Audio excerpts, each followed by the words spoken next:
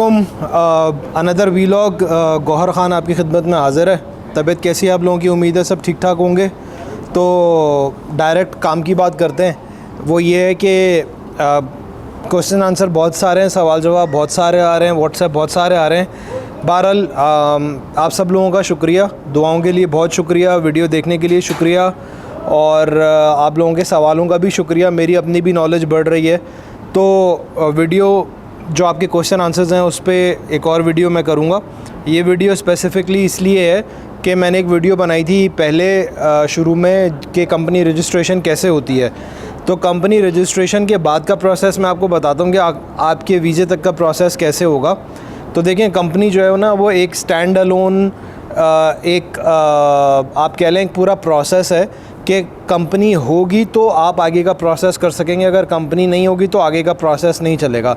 तो पहले कंपनी मैं थोड़ा सा रिकैप दे देता हूँ आपको कि कंपनी में क्या करना था। कंपनी के लिए आपको कोई 3 नाम चूज़ करने होते हैं, डायरेक्टर कितने हैं वो चूज़ करने होते हैं, और उसके बाद आपने यहाँ पर अगर फॉरेनर खोल रहा है तो प्राइवेट लिमिटेड कंपनी ही खुलेगी।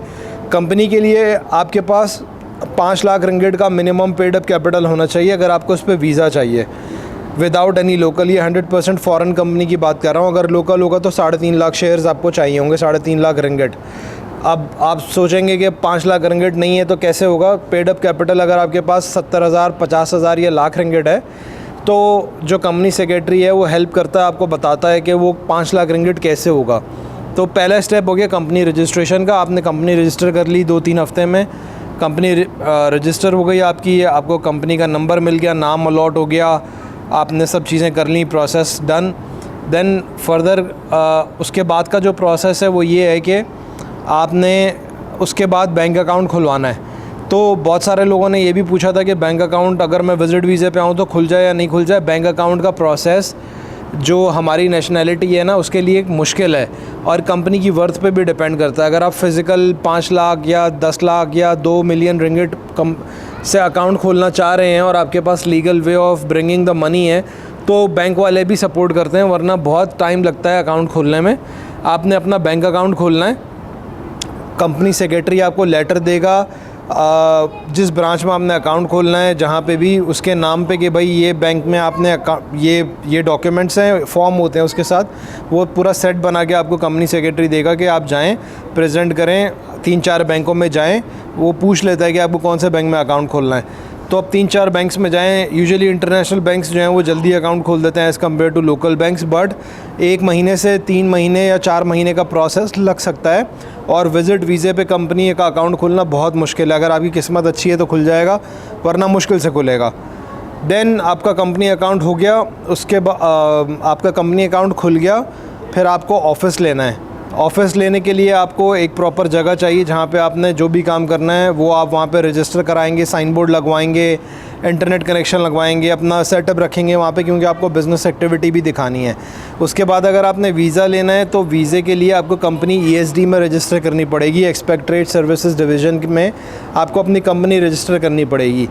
उस कंपनी रजिस्ट्रेशन के बाद, क्योंकि अगर आपके पास ऑफ़िस नहीं होगा तो कंपनी रजिस्ट्रेशन के बाद ऑफ़िस नहीं होगा तो आपकी जो ESD रजिस्ट्रेशन वो नहीं होगी। ESD रजिस्ट्रेशन जो है वो ज़रूरी है अगर आपको कंपनी पे वीज़ा लेना है। अगर आपने वीज़ा नहीं लेना है कंपनी पे तो ESD रजिस्ट्रेशन की ज़रूरत नहीं है। लेकिन यूजुअली फॉरेनर्स को 1-2 वीज़े तो चाहिए ही होते हैं, तो वो आपको उसके लिए बहुत ज़रूरी है कि आप ESD में कंपनी रजिस्टर कराएँ। ये टोटल प्रोसेस है कंपनी रजिस्ट्रेशन का, और ये प्रोसेस अगर आप ख़ुद भी करना चाहें तो हो सकता है। कंपनी सेक्रेटरी आपको हायर करना पड़ेगा, हर चीज़ ऑनलाइन है, लेकिन the process is not that simple.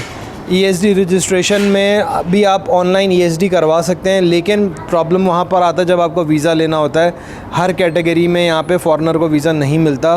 There are certain specific categories जो आपको अपनी कंपनी में डालनी पड़ती हैं जिसके बिहाफ पे आपको वीज़ा मिले। तो अगर आप वो नहीं डालेंगे और आप कोई ऐसा काम शो कर देंगे जो लोकल भी कर सकता है तो आपको वीज़ा नहीं मिलेगा। और या तो आपकी कंपनी की वर्थ इतनी हो कि 1 मिलियन पेड अप कैपिटल है कंपनी का, और आप फिर वीज़ा लेना चाह रहे हैं तो आपको डायरेक्टर वीज़ा मिल जाएगा। और इन सारे प्रोसीजर्स के बाद आप जब कंपनी रजिस्ट्रेशन कर लेते हैं तो फिर 12 या 18 महीने के बाद जो है वो टैक्स का भी आपको ख्याल रखना है, क्योंकि अगर आपको वीज़ा मिल गया और आपने टैक्स रजिस्ट्रेशन नहीं किया और आपने टैक्स अपना और कंपनी का टैक्स पे नहीं किया, यानी पर्सनल टैक्स और कंपनी का टैक्स, तो आपका वीज़ा रिन्यू नहीं होगा।